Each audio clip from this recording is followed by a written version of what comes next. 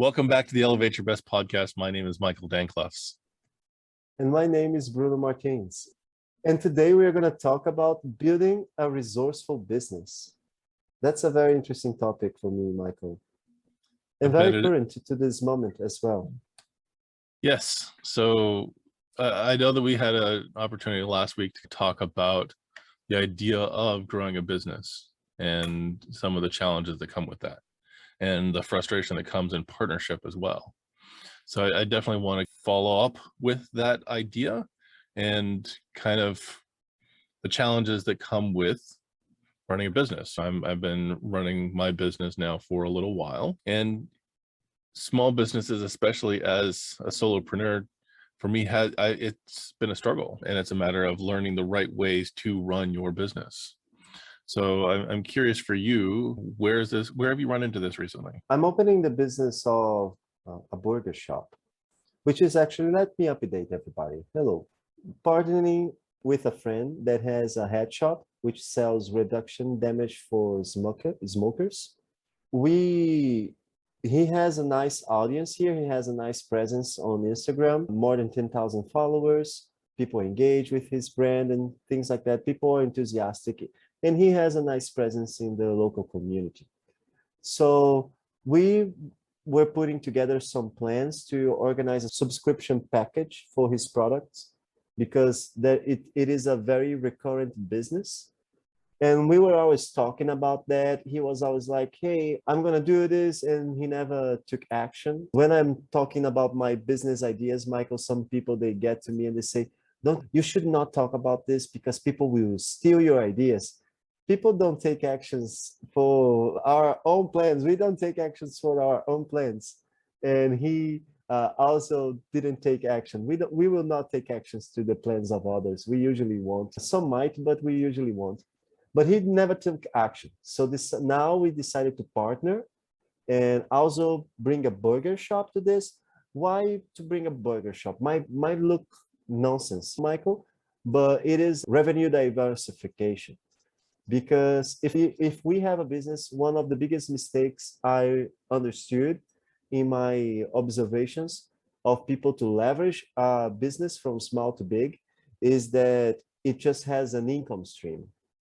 And a good business, it will have several income streams. And it might be a YouTube channel that the business cultivates. And because the business cultivates that YouTube channel, it has thousands of monthly views, and then it brings AdSense, sponsorships. So a good business has several income streams. And when we have several income streams, we touch people, we bring people and customers from different ways. So if we do the head shop, and now we have this segment of clients, and now we open a burger shop, we open the possibilities to bring more clients, and we create a new income stream. So it's this plan that we are putting together. And later there will be other income streams that we already mapped that we can easily climb and increase how many channels we have to acquire clients, to close sales, and to provide. So that's where I'm in contact with building a business at the moment. Got it. So I guess it sounds like overall that the head shop part is actually doing fairly well. Is that why you're branching out into another income stream for this? It is doing fairly well, but it requires, it lacks what me, in my vision, understand as a optimal business. And why is that? For example, it requires a place to stock the things that we sell, a warehouse. It requires a warehouse. It requires delivery. And for me, when I was planning my business, there were some things that I listed as essential to really create a business that we can leverage and have incomes of millions, let's say it like that. And it is good if it is digital, because what is digital, we don't need to worry with warehousing, delivering. The person goes there, they pay, they buy. It has a fixed cost and unlimited potential for sales. It can be easily leveraged through digital advertisement and even marketing campaigns and referral. There are lots of opportunities to leverage on the digital. And And it requires little to no maintenance. So those are some of the important keys factors. And his business doesn't have that. It has a nice potential, but it has that. And why did I decide to partner? Because that was your question. Because I realized that my business ideas, they were too optimal for me to act on them. About cyber, this is first steps on the ladder towards cyber, because cyber requires millions into funding. And it requires, even if the work that we are doing right now, the arts and minting NFTs, it requires some hundreds of dollars, maybe a little few thousand. So in order to be able to happen, and even my time for me to be working on cyber, there is a cost there. It needs to be funded. And what I realized is that in order for me to get to a point where I would receive revenue from this business, because the best funding we can have is client money. If you can put some product that brings enough transformation for a person to decide to pay for that transformation that you are bringing to their lives, even if it's a little transformation, it's not the entire transformation that they want. It just solves 10% of the problem. But let's say that it usually takes 20 to 30% of improvement on the current situation towards a goal that they have, for them to feel comfortable into paying for that. And it would require too much funding. So I realized that I need something tangible, that is easy to produce, that people will be able to easily visualize, because visualization is a key challenge that I faced. I create great visions, but people don't seem to see them as tangible, that we can reach them, and something easy like a burger.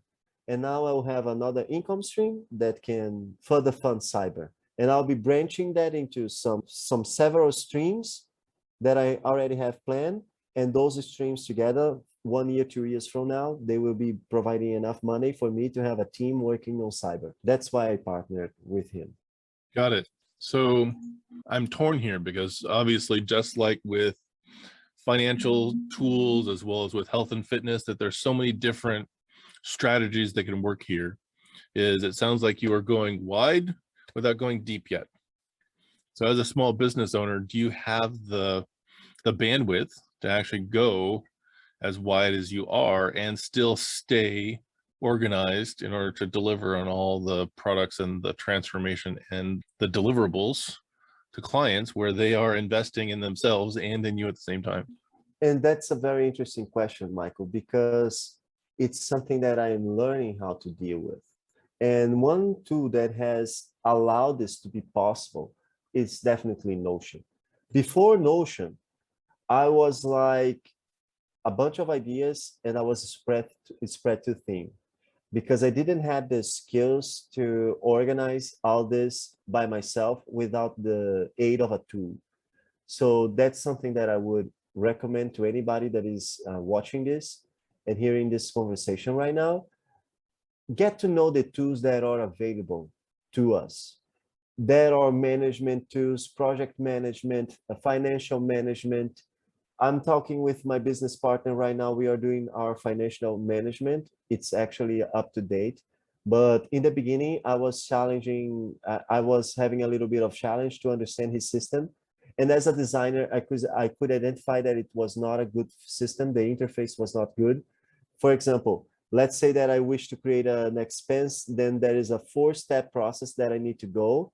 And when I finish, I need to repeat part of these processes. Let's say that I could just come back to the third part of the process and create a new expense. But in the system he was using, I need to go back all the way to the start and then go back to creating an expense. So identifying that sometimes the tool that we chose to use is not the best, is not good. So the reason we are not using the tool is not that financial management is too hard. It's because we are using a tool that is not helping us. And then I tested a second tool that is actually working very fine. And we have our financial situation organized up to date, and with the money that we have on balance and things like that. And it's working. So after the challenge of understanding how to do, now we have something that is working there. So use the tools and find the best tools to use in your system. And Notion is a tool that has greatly aided me into this management of my own projects, the projects that I have in my life. And now I can get up, for example, I am creating a quest, mind-bending reality, and I have no idea when I'll be ready. And I'm even publishing it on YouTube. And I can leave that quest to the side because I have step-by-step registered on YouTube. And today, for example, I failed to take notes because I was taking shower to come here to the podcast. I failed to take note, but I thought something that could easily become a content that I could create put on the mind-bending reality quest. Oh, it's about our collective being. The first episode there is, oh, we are all animals, but we are all animals. I even wrote in the content and mentioned on the videos, it's not a good title. I don't understand. I want to convey some message. I don't know exactly what it is. And then I remember, oh, it's about our collective being. So I realized the thing that I need to explain is our collective being. And each idea, realization, decision that I have, I can make entry on Notion, and I can be away months from that project and be focusing on the burger shop, for example. And the moment that I have something new to add on the mind-bending reality, I can come back there, add it. And because I'm not trusting on my memory, I'm writing down on paper, like you say so many times, write down, put on paper, think on paper. It's about learning how to plan and not lose track on the progress that we already made. It's about that, not losing track on the process that we already made. And thinking on systems is helping me to manage all this thing. Got it. And certainly the system helps with that, and I get that. And it's the challenge that I'm having now around this is, how do I distill down what I do to something that is narrow enough so that I can target the right market and get that done? A burger shop and playing in that space. Luckily, everyone on the planet gets hungry. So Yeah. it's potentially a product for everyone on the planet. Now, certainly there are those people who don't eat meat, those who don't eat burgers, those who don't eat bread, etc. So, and it's a matter of then, for what I'm doing here, it's a matter of finding the right person, because it's not, I think that coaching is something that can help people when they're in the right stage, when they're at the right place. The same fashion as for on the medical side of things, for some people, diet and exercise is enough, and other people get to a space where they need to have surgery to do a bypass or other medication that they bring in, depending on where they're at. So coaching has its spot that is the sweet spot and when it's the most effective. And it's a matter of finding someone who's at that precipice, ready to take that next step, where a coach will help exponentially have them grow through that space. So each of us is really working in this small business space and approaching it from a slightly different perspective. And the tools that will work in a burger shop may or may not work in the coaching space. So both require customer service, both require delivering on your product, both require a story to tell that will actually engage people in your product.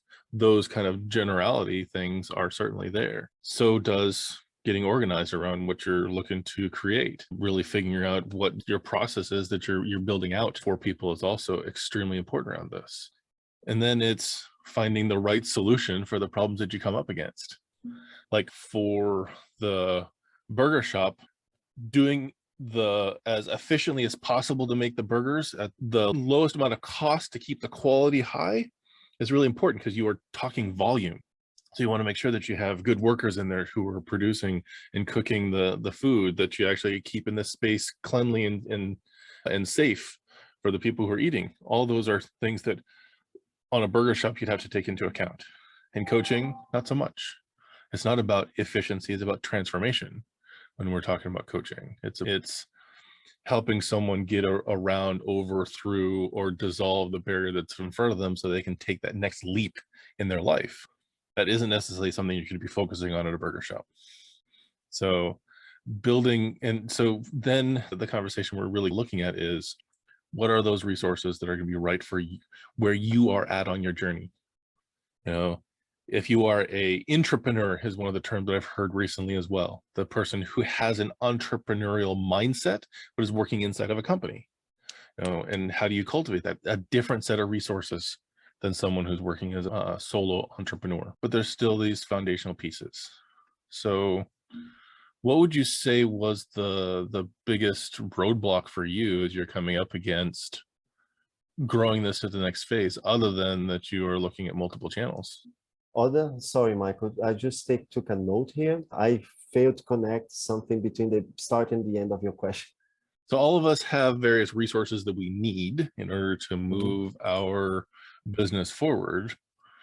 At the stage that you're at around this, what's the barrier and what resource do you need to overcome it? Yes, I like your questions because there's several ways to get to them. So they are very helpful in this. And every time I make some comment like that, I forget one of the possible answers.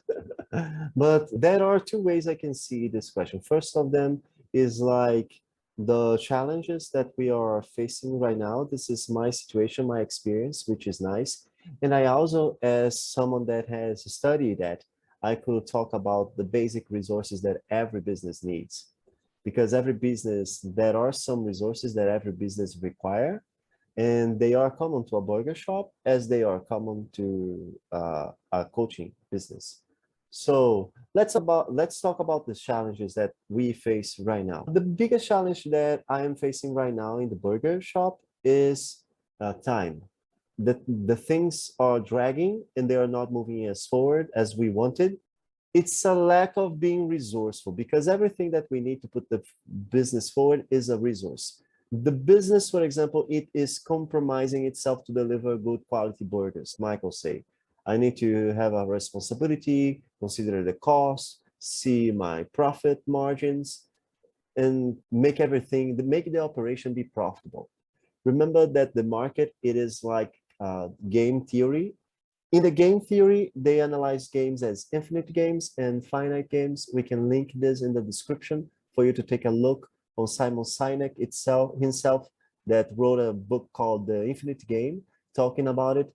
But basically, the market is like an infinite game. And in an infinite game, there are profitable hunts that we can do and are wasteful hunts that we can do. Profitable hunts are ventures that we go and they yield profit to us. And wasteful hunts is ventures that we go that they might bring lots and lots of experience, but they are not profitable. We are wasting our resources to do them. So we need to make sure that every operation that we do, because in our business there are operations, they are profitable. And for example, in the last company that I worked, we didn't track individual campaigns on Google Ads. So when I started to do the work to track them, because it's a complicated work, it was criticized by the owner because he didn't deem that work necessary.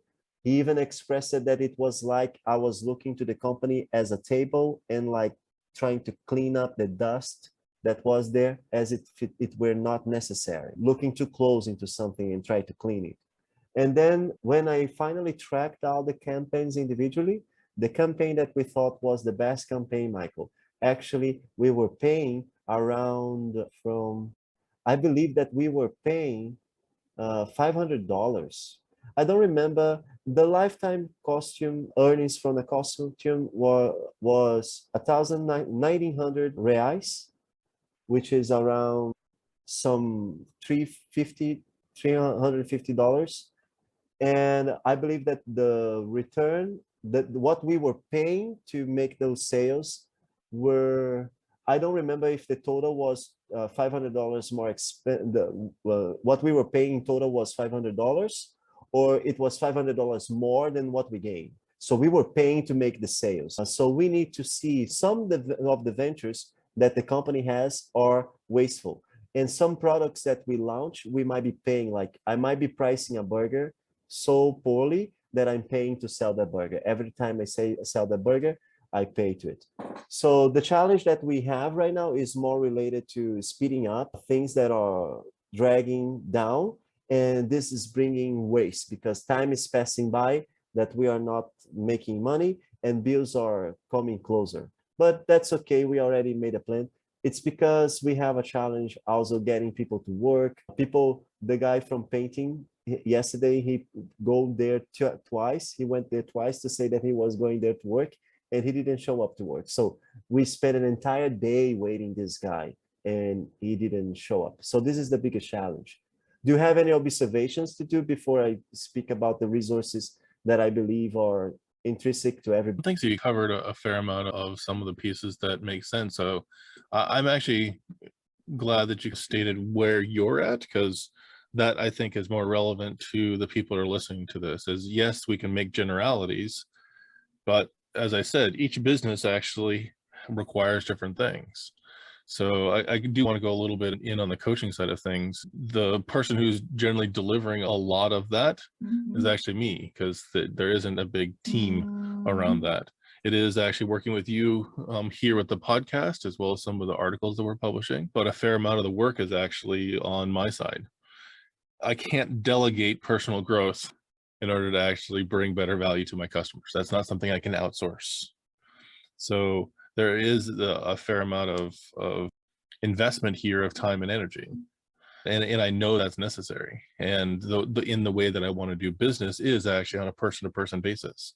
Even if that's 1 to 10, it's still on a person-to-person basis that I want to really be working with people. It's really embracing what people are up against, because I know that transformation comes from a conversation and an experience and an insight that happens. So then it's a matter of doing that in a way that serves the people that I'm looking to work with, as well as serves me for time and the exchange that happens with that. So are you going to have an earth-shattering experience because of that burger you're going to have? Maybe. That's certainly a possibility. But I hope that any time that someone sits down with me for 20 minutes or for 2 hours, that they walk away thinking about their life in just a slightly different way enough that the next steps that they take is actually going to be in the direction of where they want to go. So that's some of the struggles that I'm having on my business, but there's still this other part of running a business. It is keeping the books. It is making sure that the tools are upkept, that there is organization provided so that where you're spending your time is the most efficient use of your time. And being able to step back and actually seeing the bigger problem of how each of those systems need to work without actually getting lost in the weeds of this one thing for 2 or 3 days at a time. So I know that's been, as I'm learning to be more resourceful, it is actually working with a person here, learning a tool there, learning a mindset of I can let that go. It's not necessary for this business to thrive. So I'm curious now, from your experience, what has been those foundational things for the businesses to run that you've seen? I do believe that there are some foundational things that are common to every business. They are like marketing. Every business need to have marketing resources. They are resources that every business is required to have. Marketing resources. And in marketing, we need to have branding. Marketing actually is different from branding. Marketing is the effort, the conversation that we have with people that are interested in our message. And branding is more like everything that the brand projects, how the brand is seen and perceived by all the publics and even the employees. But inside branding, we have culture, because the culture of the business is always very important. And this is a resource that needs to be planned and think about and mapped, because if we are not intentional, then we are incidental. The things will just happen. And things, if we just allow things to happen, they will hardly happen in our favor. So we need to plan the culture that we wish to cultivate in our business. So marketing, branding, client acquisition, and retention. If I'm not a good salesman, I require to invite to my business a good salesman, someone that has experience in sales. If I don't know how to retain, what are the mechanisms that I can use to retain a client? It's necessary for my business, not for myself, but for my business, depending on the level that I wish to scale my business. But let's say that we wish to scale a business into profitability, to have a stable income stream that require little maintenance for them. And there are several income streams. We wish to create a business that runs on itself, put our money to work for ourselves, that which is what everybody says. So it requires the marketing, it requires client acquisition and retention, requires branding, and it also requires public relations are very important, because public relations is, let's say, networking. Better than say public relations, let's say networking, because I, as a business person, needs to know how to network. It's so important. The community can support so much a business, but public relationships is more when we talk, oh, let's get someone that the community wishes to hear to talk about our message, because people that would not pay attention to our message, us ourselves talking, they will want to hear this person that is speaking. And because they want to hear this person, and this person is talking about the message of our business, they will get to know the business. So I believe that those four, Michael, are very essential: marketing, branding, client acquisition and retention, and networking. Those are resources that if the founder of the business, no matter what the area, don't have, they need to acquire a partner that have these resources. And if you're talking about product development as well, research and development, and this includes programming, digital project development, how to grow and scale the business, like create a website, create an application, things that are solutions that are tailored for the brand. Got it. It's interesting. One of the things that I heard recently is never give away the rights to your checkbook or your mission, or maybe it was your marketing, basically, that as the founder of the company, that if there's a specific vision you have in mind, you got to make sure that where the money's going in order to invest in it, and you have to make sure that the messaging is on brand.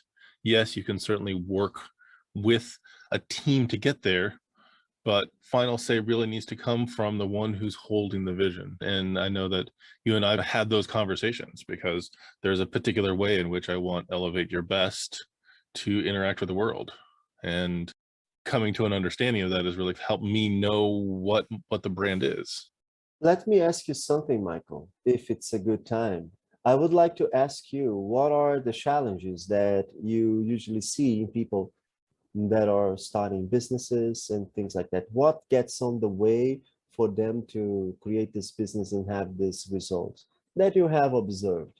So the things that I've seen for the people who started businesses is as much what I did as what I've seen other people do, is waiting for it to be perfect before you start doing it. So being bold enough to say, this is my message and this is where I'm going. And we've talked about that idea of failing fast, or putting out a minimum viable product, is put it in front of people, get feedback on it, and then serve the community that shows up. So there's a book out there called Raving Fans by Ken Blanchard. And I know he had a co-author with that. He's the writer of the 1 Minute Manager as well, is talking about set your vision for your business, and then inside that, take the feedback from your customers to help them refine what your vision is. But you've got to start with that first part, is figure out where you want to go and then start delivering on it, and then get feedback from the people you're serving to see how you can refine it to better serve their needs. So I think that's been the biggest thing that I've seen people is holding back because you're waiting to get it perfect. The other thing too, I know is commonly talked about, is when working with customers, being needy about it. I think it's Rich Litvin who says this, is that being needy is creepy. I need you to make this sale so I can actually cover my bills. Comes off wrong. It feels slimy. So on for small businesses, it can be tough when you're in that space of, yes, you've got to pay the bills. Yes, you've got to cover your expenses at the bare minimum. So how do you come off as, I'm here to be of service to you, and here's the product and how I can serve you, and this is what the exchange looks like, without it coming off of, this next sale will make or break me. And luckily I've been in a space where I want more coaching clients so I can help serve more people. but it's not at a space where I'm desperate for customers. I want to be able to serve better. I understand.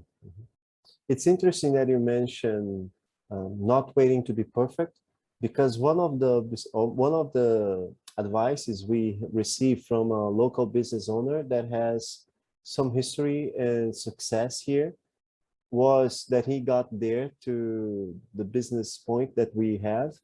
And we asked him, what do you think? What's about the situation here? Should we fix things?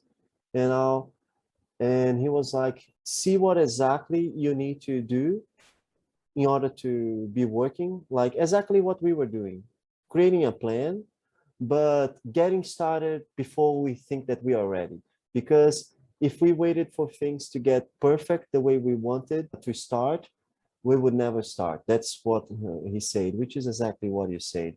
Another thing that I realized that also keeps on the way of many people is a lack of planning. Like I mentioned before, a lack of vision, a lack of planning, a lack of planning on ourselves to actually create the step-by-step plan that is necessary. For example, this burger shop, I never thought I would have a burger shop, but in order for the plan that I'm envisioning to happen, this is a nice first step. Not exactly the first, but a nice next step. It allows me to provide for the gap that is between me and my goal. There is something there. So this is necessary. And also being able to communicate a vision to the client, to the customer, because many of the sales that I believe we are going to do when we open, because of the conversations that we are having, they will happen because of the project that we are undertaking and communicating this project to the customer, because now they see, oh, this is going to be nice when it's ready. I wish to support this. And then they will be becoming customers and buying something from us. So this is very important as well. Also, there is also something very important that I noticed, Michael, that we didn't did so well was risk assessment. We could have had entered in a much bigger trouble. We have some troubles, some challenges to solve in this beginning, but it could be much bigger and could break us since the beginning because of a lack of risk assessment. Got it. And risk assessment is one of those things that is not a sexy term that people think about when they're in business. It's like going into a marriage with someone and saying, so first I want to analyze the risks, what could be lost, what could be gained. But I think it is necessary when going into business is what is at stake. It's that idea of, is this a gamble? And in many cases, yes, it could go really well. It could go really poorly. It could actually go right down the middle. And as you alluded to earlier with Simon Sinek's conversation about the infinite game, business is one of those infinite games. There is no finish line. It's not like football where you have a touchdown when you've actually scored. Business is to stay in as long as possible and impact the most people as possible in order to help change the world, is many times what a business is about. And that could be feeding certain people, or it could be about providing a service that no one else is doing yet, or providing a service in a way that's not being done yet. And it's ever evolving and learning to play by the new rules as they come up. I mean, if you were to talk to a doctor who's in practice now and what they do for their job versus a doctor who was in business 50 years ago, it's a completely different game now. The rules changed because of, here in the US, HIPAA, and in Europe, GDPR, and privacy concerns, and documentation, and insurance, and all these other people. And for those doctors who didn't evolve with that, I don't know what the statistics are about how well they're doing versus not. I did actually see an article a few months ago, I'll have to find that so we can link to it, about a doctor who refused to go to electronic medical records. She'd been working in her practice for 40 or 50 years, taking paper records. But in order for her to accept insurance, which most doctors in the United States are pretty much obligated to take in some form or another, they required her to have electronic medical records. So I might as well just go out of business, because what you're talking about is hundreds of thousands of dollars in equipment and a completely new way of doing things. Why would I stay in business doing it your way whenever I can actually wrap up, my business with dignity and respect because I've done it my way this whole time? This is a serious problem that is easily acquired by a business owner. It also relates to some episode, I believe it was on self-sabotage as well, that we mentioned when cataclysmic failures happen, when the system collapses. This is a clear sign of a system. This is a clear circumstance of a system collapsing. The system doesn't require many transformation, many maintenance. It is the purpose of a system. It is supposed not to require much maintenance. But when we don't take care of the system and when we don't update the system, we even talked about today, use the best tools, use the time, invest the time to get to know the tools that are going on. Because if when a new tool appears and we update to it, we use it, we will always be up to date. We will always be sharp. Of course, there is the cost of maintaining the system and learning this new system and even researching for new systems. It requires, there is a cost there, but it's worth it, because then if we don't learn, we get into the fixed mindset that things are this way, my way of doing things, like you say, Michael. And it's not good, because then some requirement like that might appear. And when it appears, it costs thousands of dollars, a lot of money to take care of the system that it's now in collapse. It's not working anymore. It doesn't fit the industry anymore. So we need to take care about that. That was something I was about to mention as well, but I lost it. I went too deep into this. Oh, it is about Michael. There is another thing as well that I realize. It keeps on the way of people to growing their business and improving things, and might even cost them, put them at such a risk that they might break, is believing that everything requires money, actually, because everything has a cost, but believing that everything requires money, because sometimes we can have solutions that do not require money. If we take a look at the Cover Billionaire, for example, we see how many things can be done in community, and how many people from the community, when they understand your project and they get to know it and they get enthusiastic and they are like, I want to see this happen. This is why I do my business. I want to see this type of business succeed and improve them. Some people might even, depending on the way you approach, provide their work for free. And they're like, oh, I can do this for you. And understanding that things don't necessarily require money to happen can improve so much on the potential of any business and how it can grow and how far it can get.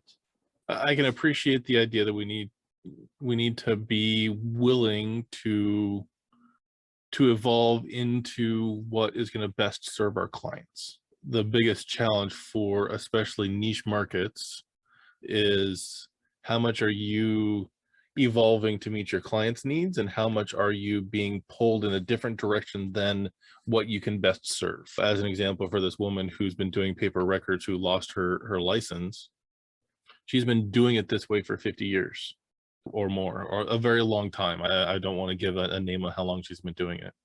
And she is at a time when she could easily retire here in the United States. So how much of a change in her whole world, we're not just talking about one little piece, we're talking about changing how she does business. Is it necessary for her to make that much of a shift in the way that she does business as a solo person in order for her to continue doing her job? And is it the system that's wrong, or is it her that's wrong, or neither, or both? Who knows? It's a matter of seeing where, I think it's a Jack Canfield thing that he talks about: do more of what works, less of what doesn't, and try new things.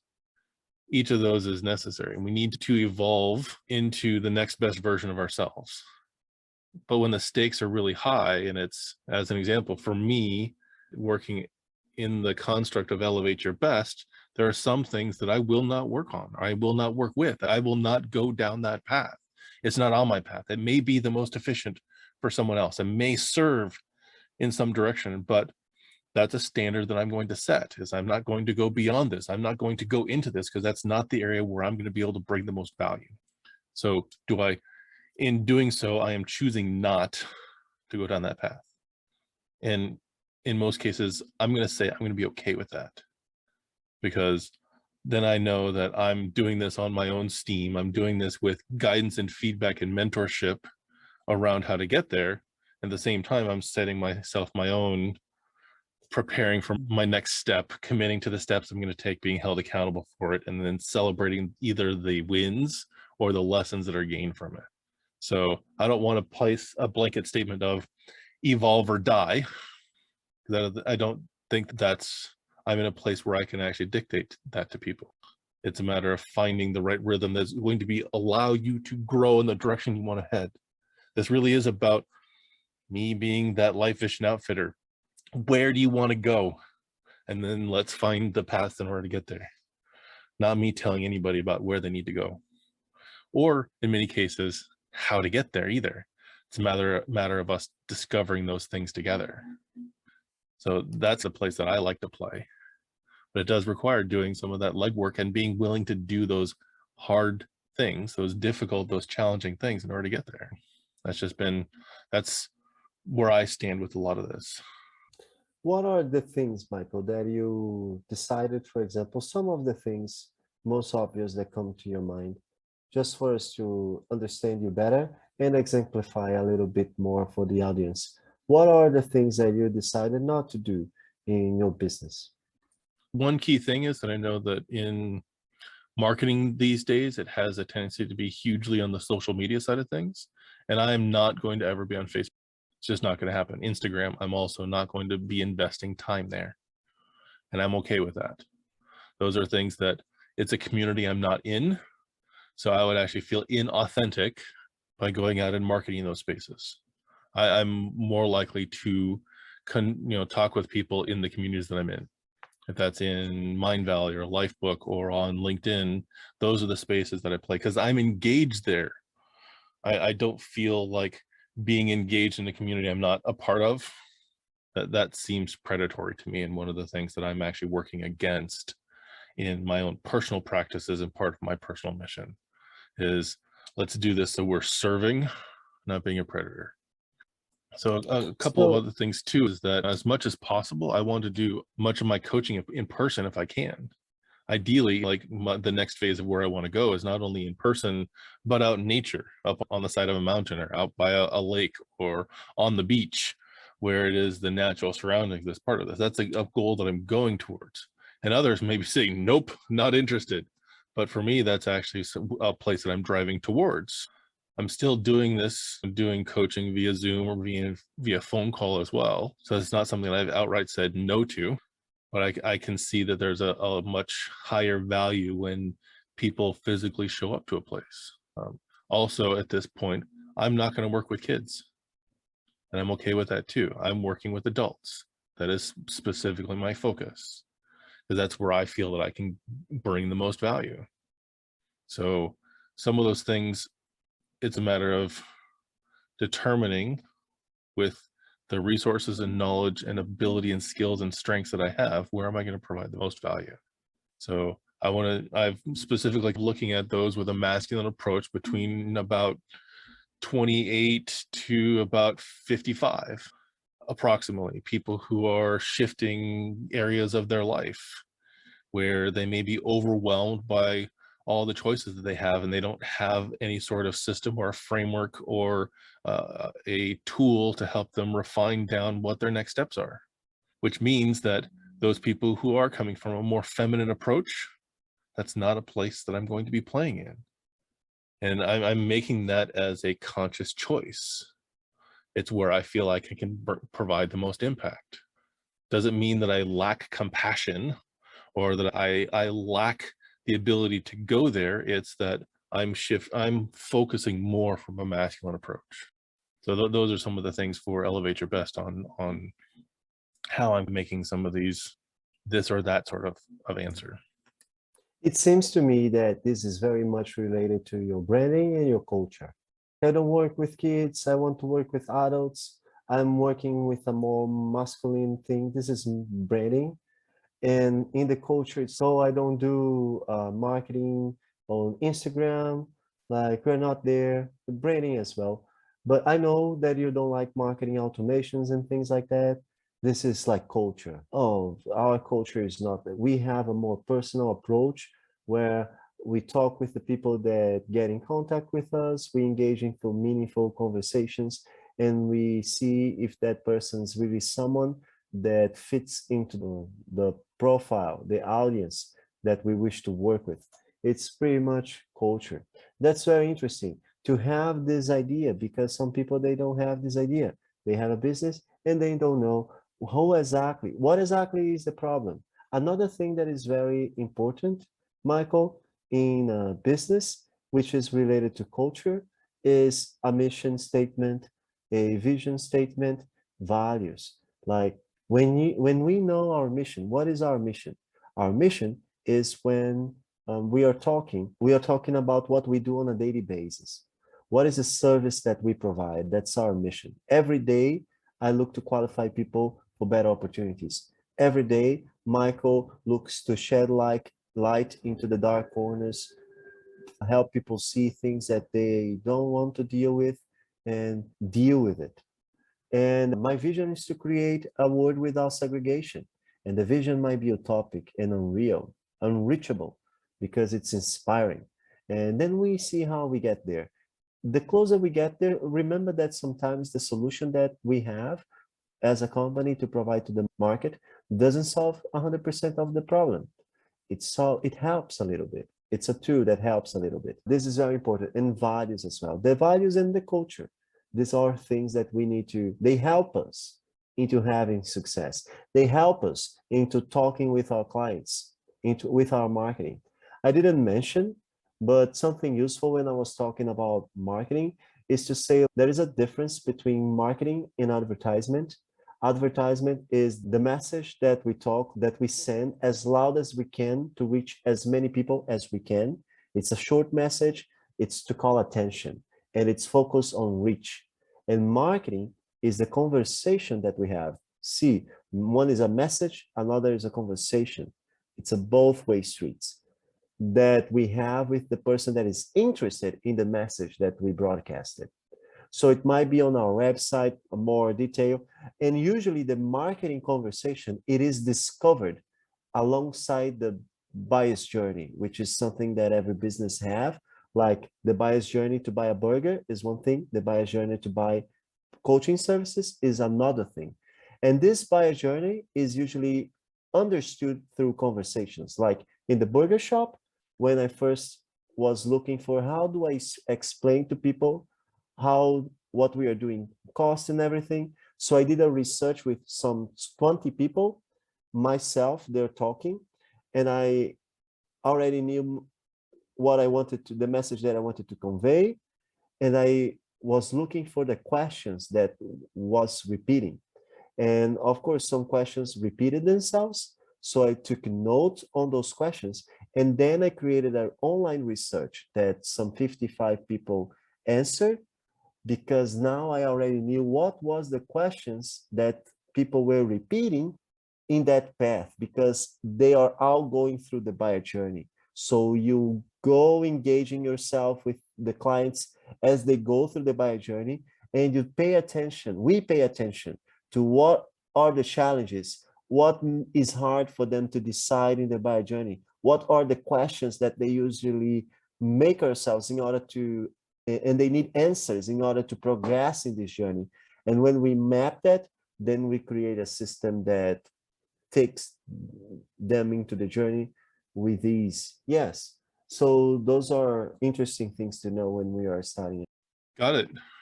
But I really, it's almost like it's good to have it in place, just like a business plan is certainly great to have a structure that you're working in, and obviously mission, vision, core values, motto, how you're getting paid, those kind of things can work in a business model canvas or a business model are certainly fantastic tools to look at for that. However, I still am of the mindset of if you wait to have all that perfect and in place, you may not start. So That's I know true. sometimes it's a matter of, I'm not sure if any of you have seen any of the Lego movies. There was one that came out a few years ago, and the idea of being a creator, a master creator, is many times that you're actually putting the car together that you're in as you're driving down the road. That's what I keep thinking of in the business that I'm in. Is it's not going to be the perfectly built car before I start driving it. Many times I'm going to be picking up new pieces and adding it. As a wheel falls off, I need to learn to fix that as I go. And so some of these things, it's certainly possible to add them on or refine them as time goes on. As the plan meets the market, what is then the next phase that we're going to be moving into? And some companies go through a full-on rebrand, and others change their approach. So that kind of comes down to that idea of starting lean, which I know is actually where a lot of this started from. Is start lean, do your research, actually see how a prototype of that particular product or service would impact somebody's life, and actually get their feedback on it. Would this make your life easier? Awesome. What if it did this? What if it did that? And really get that inside the scope of what that larger vision is. And then as you start getting research is when you can look at starting to scale that to the next level, when you're actually delivering a higher value. Once you have that kernel of, yes, this is going to work for me. And I know that some of the stats out there for businesses that start and fail in the first 2 or 3 years is pretty high. I believe I'm not going to throw out a random number here because it doesn't serve the authentic answer there. But when you are in this small business, your commitment, is that word again, is really important. And is your commitment to serve a community, to provide a service, to provide a product, or are you here to make money? So I think that's a big question for us to really look at, and that kind of determines what your next steps are going to be. Is providing that service or that product or that thing that you're looking to change in the world, the money will follow that. If you are actually bringing that kind of transformation to someone's life, if you are able to help them through a challenge that they either more difficultly would be able to handle elsewhere or can't, is that the value will actually be on the other side of it. And I know that we talked about getting feedback from your peers and get some support, especially if this is your first time venturing into this. Check your community. I don't know if it is actually a small business association or a chamber of commerce or a buddy who runs a shop or has produced a product or written a book, whatever that step is. Get some support around this by some people who have practiced on that road, because I think that can make or break whether we take on the next step. And ask them not just how did they do it, but also the cost, what sacrifice, what were the lessons you learned, what were the places that you fell down, so that you can actually apply that. That's part of your risk assessment in many ways, is doing your research, do your homework. Even for the podcast that we do here, we actually do a fair amount of homework before we step in and start talking about these concepts. We pass some ideas around. We actually talk about the resources we want to provide. And it's not always just off the cuff. And the last piece that I want to come back to on that is that if you are doing this as a small business, as a solopreneur or a business under 5, you're doing this because you found that the approach that's elsewhere out there in the world isn't providing it in the way that you can best provide it, and embrace that. You're not ever really truly competing against other people. There's not villains in your life. It's another thing that Simon Sinek talks about too, and I keep coming back to him. I like a lot of his messaging is finding a worthy rival is very different than a competitor, with someone who's going to help you up your game and still staying true to your message, to the way that you're going to approach it. My favorite around that, when we talked about brand, kind of brings this up, is I love the story about the brand stories, or Story Brand, I believe is the name, talking about Harley Davidson is well known for what they bring to the world. Their messaging isn't about conforming. Their message is about being irreverent. And because of that, they're not going to try to make motorcycles better than Honda. That's not their goal. Their goal is to actually put a bike on the road that speaks irreverence, and they do that unapologetically. And in doing so, there's a particular sound that the engine makes. It's a Harley. When people say, I drive a Harley, people can already picture in their head what that is, because that's the level of brand that they're sticking to. They're never going to put out a scooter, because that's not irreverent. So when you're starting your business, embrace that fully. This is how you are expressing yourself through your business, and unapologetically bring that to the world in your style, in your way, and you will find your community that you connect with in order to get there. And talking about being unapologetic, it goes those things that goes into ways that we don't quite see and understand, but they affect us greatly.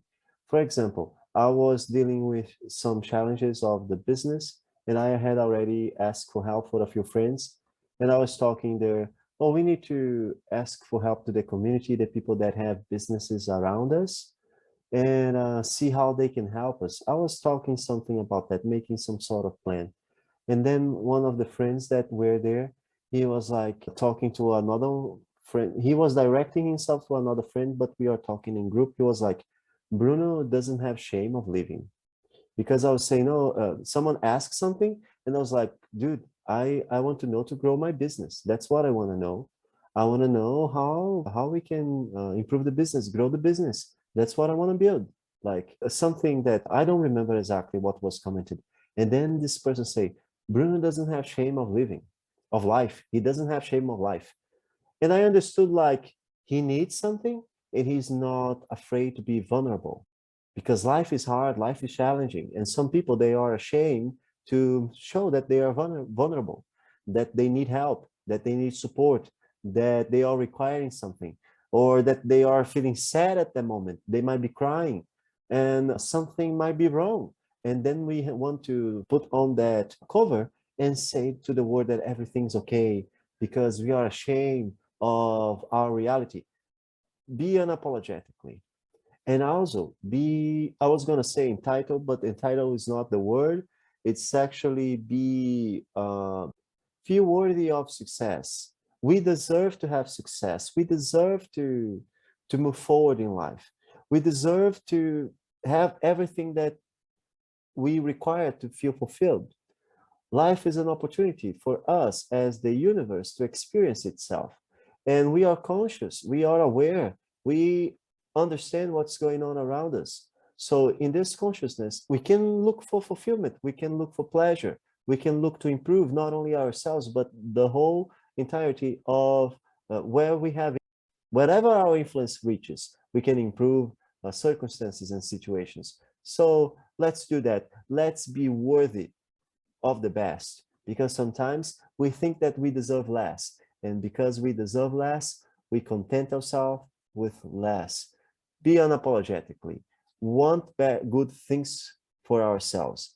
And don't feel like we need to apologize for wanting to have those good things, because it's experiences that we can have in life. So let's live them. Absolutely. And oddly enough, whenever you are not wearing that mask, I was actually talking about this with a client just this week, is once you take off that mask, that thing that you want to put on for the world to see, you are, one, as you said, feeling unworthy, that you're not enough. And how much energy did it take to put on that mask? How much energy are you investing, or as you mentioned earlier, wasting on keeping that mask in front of you? We all have challenges. We all have our own mistakes that we've made. We hopefully learn by them. Hopefully we actually take ourselves to the next level. And how do we embrace the scars? Choices like we talked about in self-sabotage can leave some really lasting scars. So when we get a chance to be aware of our ego and take our ego and put it aside, and then start coming from our heart and from our mind, instead of this chatterbox of our ego, then we can actually then discern easier some of what the next step is. You don't have to put the ego aside forever, just in some of those moments when you need to make some of these decisions, is it's going to be the chatterbox over there. And in some ways, it's the vetting of the idea that the ego is going to try to provide. It's our ego is going to challenge us. No, you don't need to do that. No, you don't need to do that. So we can then step up and say why it's important. So it's one of the things that I also alluded to earlier is when you're going into business, you've got to be committed to the outcome. You've got to be committed to getting to that next step, because interest doesn't actually play into an infinite game. If you're interested, I'm interested in a lot of things, but that doesn't necessarily mean it's going to take the investment of time is going to actually have the impact that I want, either for me, to me, or by me. And once we start committing to that outcome, committing to what we want to create in the world, then it's time to shifting and starting to take action. It's time to move into the next phase. Sorry to interrupt you, but before you go forward, when you spoke about commitment, I think it's very interesting because I learned when I worked on a software management company. It was a company that had a software that did project management, and I studied Kanban as well. One of the great lessons that I learned was stop starting tasks and start delivering tasks. And about this stop starting and start delivering is that we tend to see all the challenges that we have. So we get this challenge here, we start to solving it. And before we finish, before we deliver something that is useful for the business, like an asset, a solution for that problem, we then get another problem and, oh, but this other thing that I also need to do. So let me do a little bit of work here. And then we don't know exactly what we are doing. That thing you mentioned on the beginning, spreading ourselves too thin. And suddenly there are 4 fronts that we are dealing at the same time, and nothing seems to be progressing. We don't see change happening. So in order to solve that, we can do some project management, and it's not hard. It's just requires a little bit of energy for us to get familiar with the thing, but it's not hard. And we can use, like in agile methodologies, iterations, what we call iterations. But Bruno, do I need to learn agile methodologies in project planning to say that? Not exactly. We just need to understand the concepts that are behind it. Project planning is an advanced form of thinking on paper, and working with iterations. What are iterations? In order that everybody, the small business owner that is alone, could apply to their business. It's like commit to the work that when it's finished, I will have something that works for the business. I will hire a software developer to create some solutions for me, and he could do 10 different solutions that I'm requiring right now. He could do my website, he could do like a product management thing, he could do an application for clients to buy. There are a lot of things.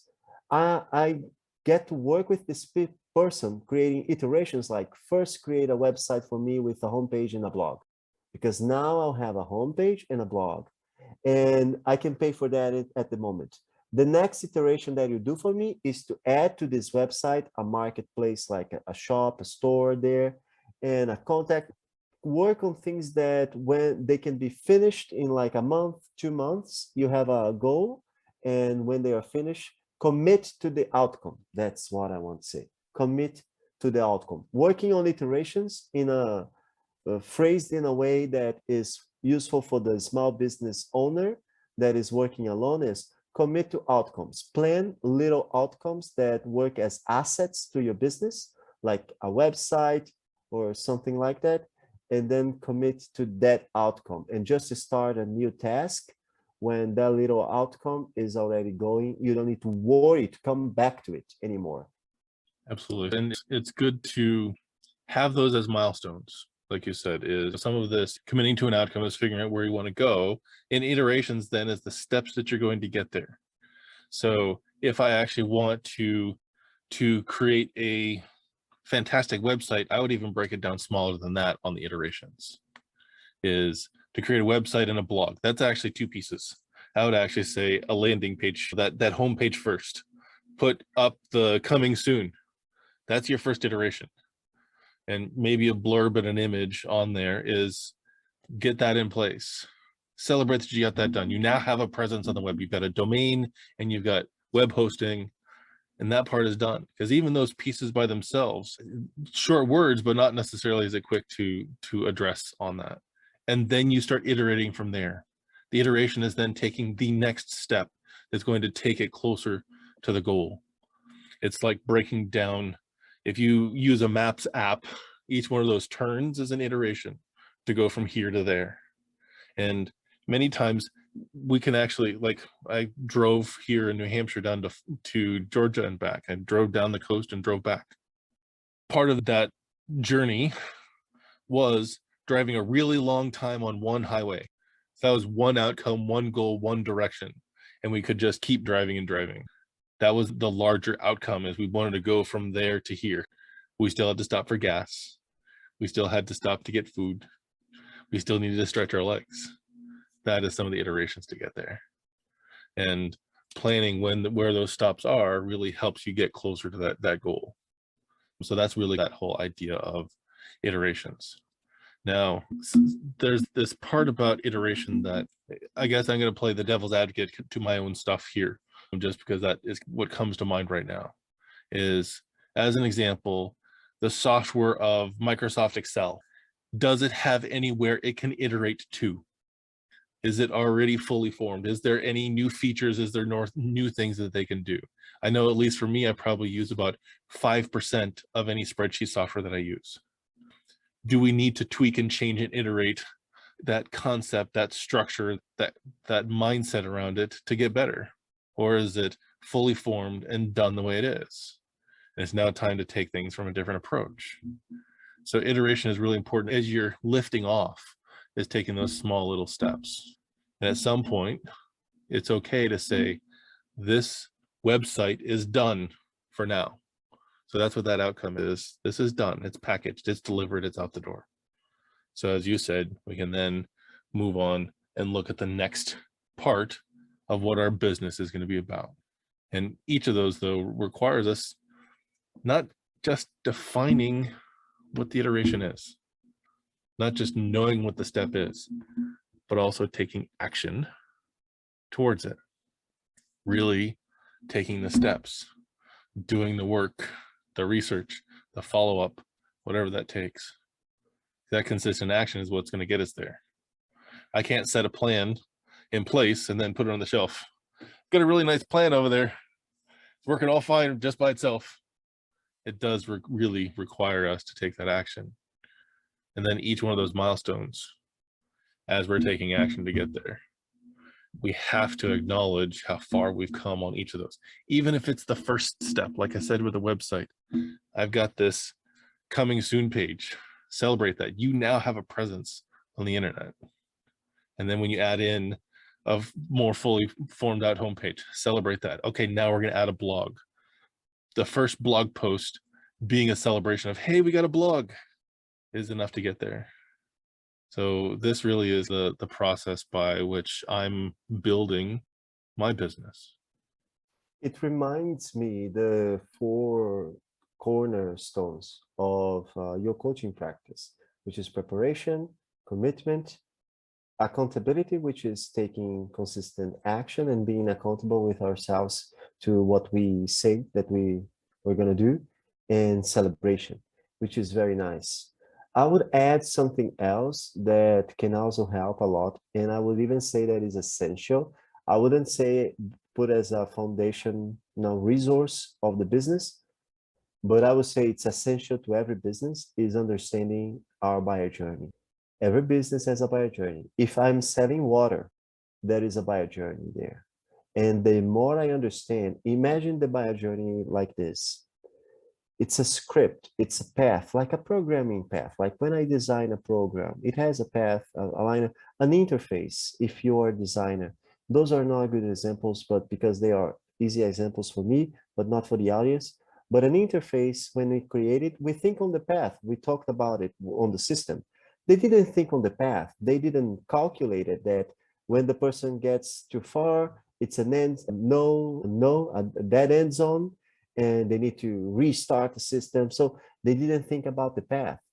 And many business, not only on the softwares, but on their experience, the user experience, they don't think about the path.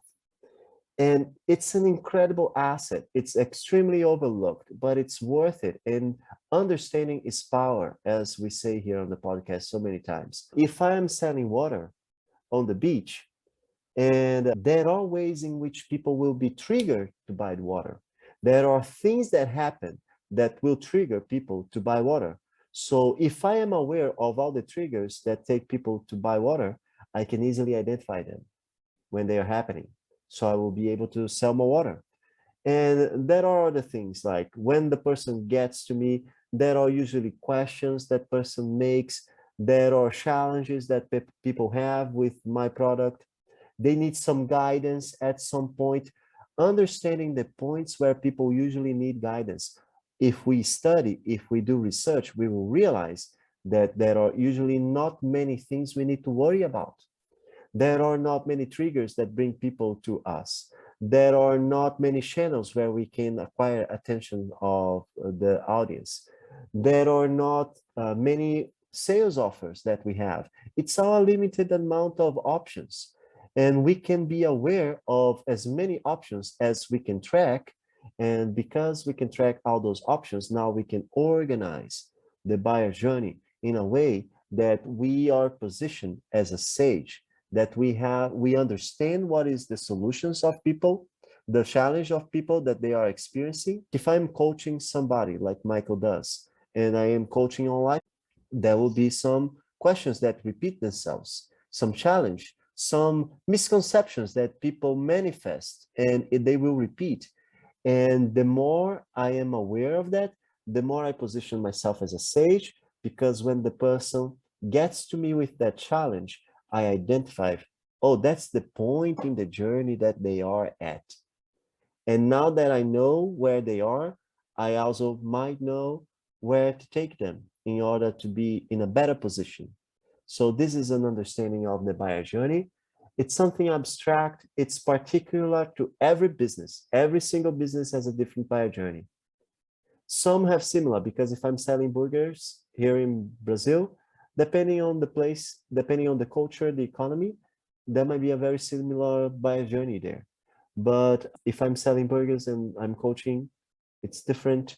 If I'm coaching life book to a segment of people, another person might coach life book to another segment of people. They might be focusing on women and children, like Michael is focused on men.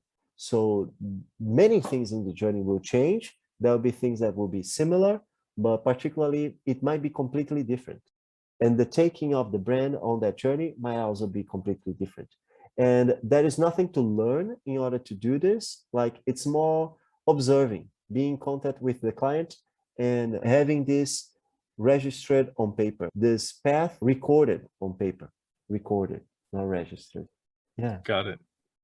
Do you have So, something else to add, Michael?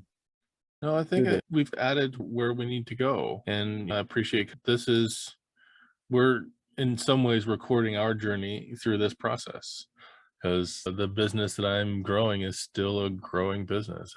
We're still relatively small, and I'm learning new things every day with the trainings I'm in, with the coaching that I'm getting. I am a huge supporter of coaches having coaches. I think that certainly is a big market right now for many coaches, that they want to coach other people who are coaching. But it's a way for us to learn new skills, new tools, new questions, and go through the work that we want to see our customers go through, see our clients go through. Because it's one of the common things that I hear and experience and learn, is that I can't take anyone anywhere that I haven't been yet.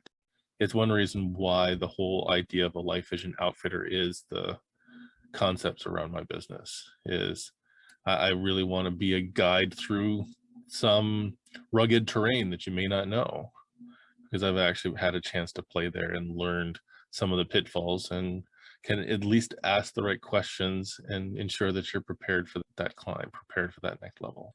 So with that, I really want to wrap up this podcast. We're really talking about building a resourceful business, and this is in the midst of this. So we appreciate any feedback that you can give to us around this for those people who are more successful or those people who are just starting is what phase are you in on building a resourceful business if you are, or how are you helping the business that you're working for build themselves? Are you being an intrapreneur? Are you working in the business to help it grow?